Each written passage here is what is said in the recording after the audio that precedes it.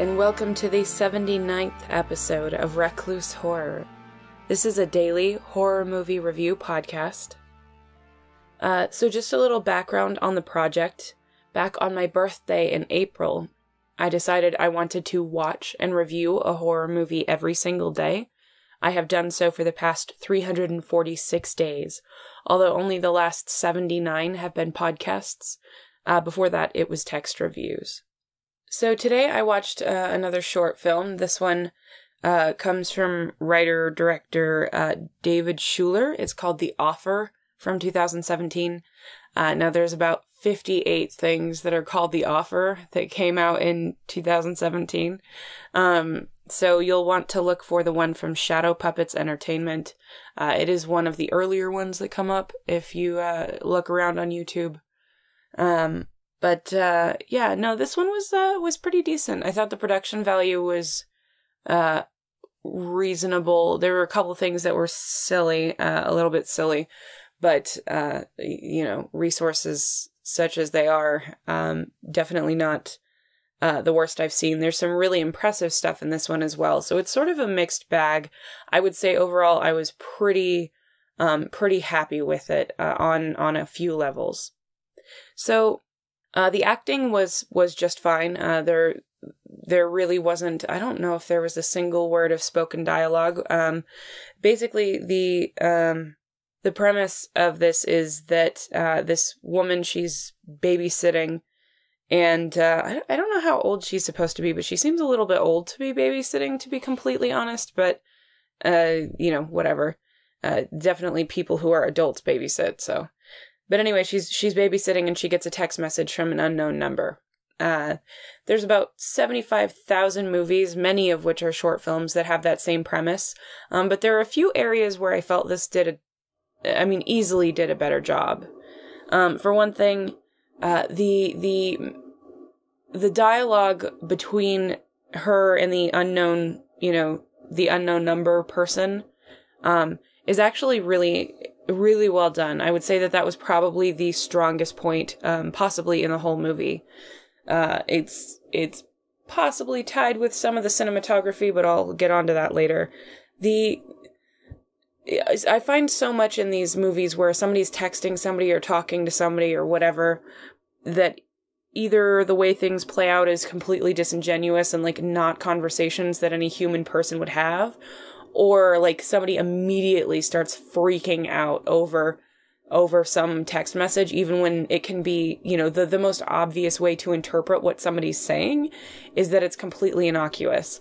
This felt nothing in this felt like it was out of the ordinary. It felt very natural.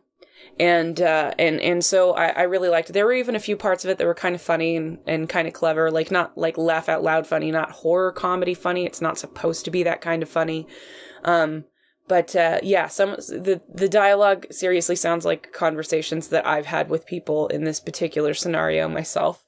So, and probably everybody will find something in that conversation that sounds genuine to them. I really appreciated that. And that it seems like most of the short films that I watch, the writing is a lot of times the worst part of it, especially dialogue writing. I think learning to, write in a manner that people speak, it can be difficult if it's not something that you really pay attention to when you're speaking to people. It's very hard to make dialogue sound realistic. And not only did the dialogue in this, to me, sound realistic, but both of the characters seem to have their own voice. Another problem when you're writing dialogue is that a lot of times, if you're repeating dialogue, out loud to yourself while you're writing it, you're most likely going to write something that sounds like your choices of words and your turns of phrase. And so every person who you're writing for, whether there's, 7 characters in something or there's 2 characters in something, they're all going to sound like you. They're not going to have their own speech patterns and all of this stuff because you only know how to speak like you would speak. If you're trying to focus on making something realistic, it most likely will sound like your own speech patterns and phrases and colloquialisms and whatever. This, I felt like both of the characters, both the unknown caller and the, her name, I think they said her name was Liv. Yeah, I think it's Liv. I don't think they actually say her name in it, but in the credits, I think it called the woman who's babysitting, I think they called her Liv. But both of them seem to have unique voices. The way that she speaks is not the way that the other party speaks, and I really, really appreciated that. I mean, it's something that many, many novels, even novels that I like, do very poorly, where every voice sounds like the same person. And this really did have two distinct methods of speaking and manners of speaking, and I did appreciate that. Moving on from that, like I said, the cinematography is also very good. There was a really impressive aerial shot that was it was really incredible. There's a number of other shots, but stuff that's really hard to achieve for short films. I don't know whether that was. I have a feeling it wasn't stock footage, just based on. They had a credit in there for somebody for doing aerials, so I feel like that must have been a legitimate aerial shot that they filmed. But either way, I don't really care. It fit in with the rest of the film. It didn't feel out of place as far as resolution or the tone or anything like that. Great, beautiful shot. As well as a number of other shots that are pretty compelling and interesting. I would say one of the parts that I didn't like so much was the lighting. A lot of people seem to be complaining about this in the comments, so I guess I'm not the only one. But this woman, she's sitting there texting on the phone, and she's supposed to be babysitting, which is fine. She has a little video baby monitor, and but she's sitting in the dark. And this is such a horror movie trope.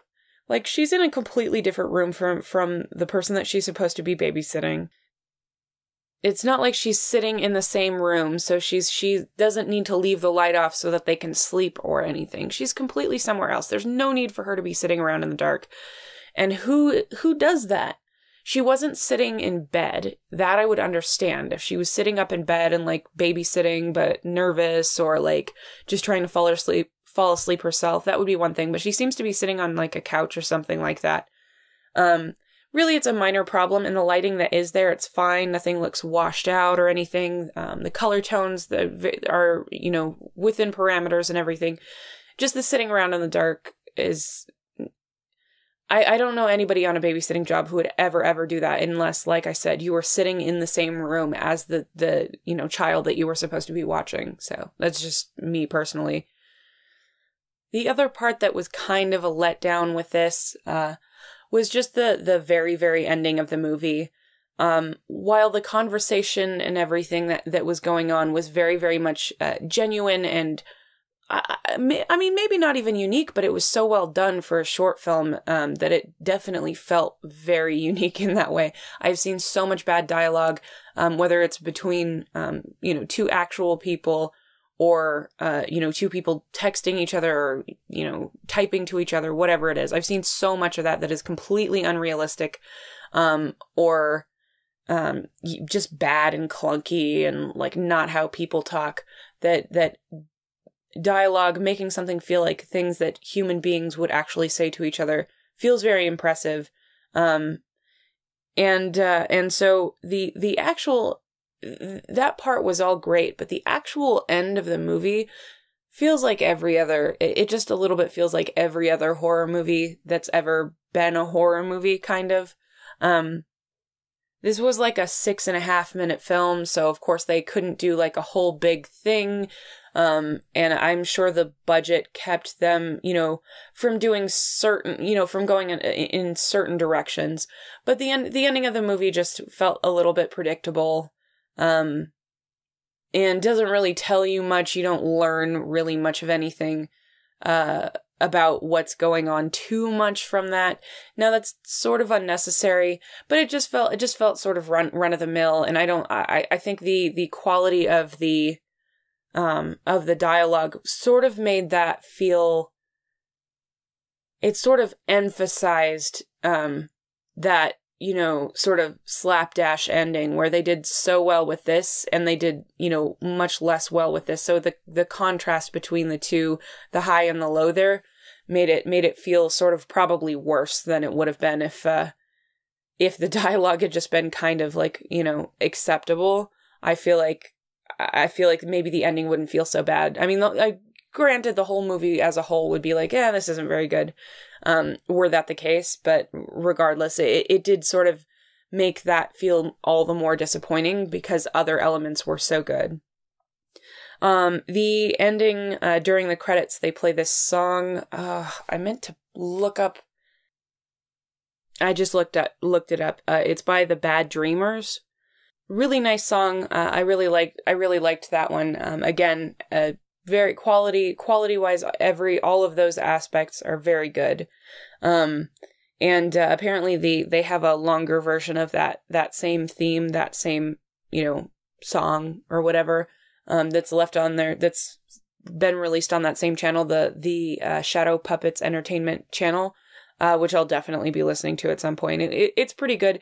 It's not for everybody. It just depends on what your personal tastes are in music, but I thought that was pretty good. And it definitely sounds like a professional song, whether it's something that appeals to you specifically or not. It's a well-recorded song, and it's a well enough written song for sure.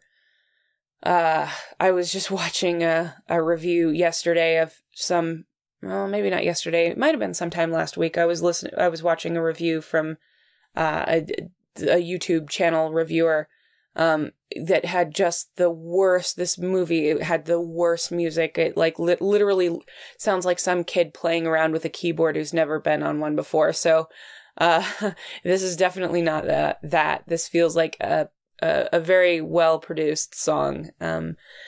And yeah, personally, it does sort of suit my tastes. I did enjoy it. I'm trying to think of really anything else. Like I said, the acting is really good. There's no actual lines. All of it is facial expressions, and none of that really felt too far out of the realm of like what a person would be reacting with. There was one other thing that was kind of sort of silly, I felt like, but I feel like it's kind of a spoiler. It has to do with the child that's being babysat, but it's a little bit of a spoiler, so I'm not going to talk about it. If you've seen this, then you already probably know what it is that I'm going to say about it. So I'll just say, I thought that was kind of silly, but I understand why that kind of had to be done the way it was. So whatever that means to you, if you actually have seen this one. It's hard to fault, a group of small filmmakers for not being able to fill that role a little better. So that's all I'll say. Yeah, I think that's pretty much all I have to say about the rest of the movie. Honestly, I overall, like I said, there's some high points and there's some low points, but I think the highs outweigh the lows for me personally. As somebody who, is very interested in writing and has done, spent many hours of my life writing specifically trying to work on my dialogue. I did like this dialogue. It doesn't go way out of its way to do anything. I feel like it's so easy for people who are trying to make dialogue seem realistic to go way too into like assigning certain phrases, not even catchphrases, but just something to distinguish one speaker from another. So you end up with these weird turns of phrase that aren't realistic and that like no human being would ever say. It's like overcorrecting from those people who just write like themselves for every single character. And I found that has become a little bit more common in some of the stuff that I've read recently, where they're just overcorrecting and using these crazy phrases. Like this one person will always say this one phrase. And it just is not like a human being phrase. So this was very subtle and well done. Dialogue, definitely my favorite part. Cinematography, very good. Acting, good. Ending, not so great. The thing with the kid, like I said, not so great. But in the lighting, sitting around in the dark, not the lighting itself, not anything with the lighting itself, just the idea of sitting around in the dark is just sort of it's been done too much, and it didn't serve the film really in any way other than trying to add to the mood, which I definitely understand that impulse. But, I mean, you easily could have just thrown her up in a bed. Like, she could have been going to sleep. Overnight babysitting gigs totally do exist. I've done them myself. So that could have been a thing. Anyway, so like I said, mixed bag. I would suggest this one. Again, this doesn't have like a whole ton of views like the film that I did yesterday and another film I did a few days before that. Doesn't have a whole ton of views. If you're somebody who's into writing, I think the dialogue will definitely appeal to you. I don't know if there's really a ton of appeal for other people. If you're not if you're not completely desensitized to horror, there's probably some stuff in here that will get to you. Personally, I at no point felt at all like scared or, like nervous about what was about to happen or anything like that. But that is pretty much how it is when I watch almost any horror movie. You've got to be really, really stretching it or going completely shocking before I feel much of anything, unless it's playing on a specific fear that I have, or it's very, very, very specifically basically everything just has to fall into place just right, for that to ever happen to me, for me to, like, start to feel, scared or anxious or, dread. Like, oh God, what's going to happen when this thing happens or whatever. I don't know. So that's not really a criticism at all. That's how most horror movies hit me, is not really scared. So anyway, that's probably not terribly surprising to anybody who, knows that it's almost been an entire year now that I've watched a horror movie every day. So. But anyway, that's my review of The Offer from 2017, and that's my episode. Thank you so much for listening. If you enjoyed this, please rate, review, subscribe, whatever it is on whatever site that you found us. If you would like to share this with someone that you love or someone that you think would enjoy the show, that's really the best way to help out the show. And if the person that you'd like to share that with does not have the same platform that you do, or if you don't like the platform that you found us on, we are on YouTube, Player FM, Apple Podcasts, Stitcher, Podcast Addict, and pretty much any podcatcher out there.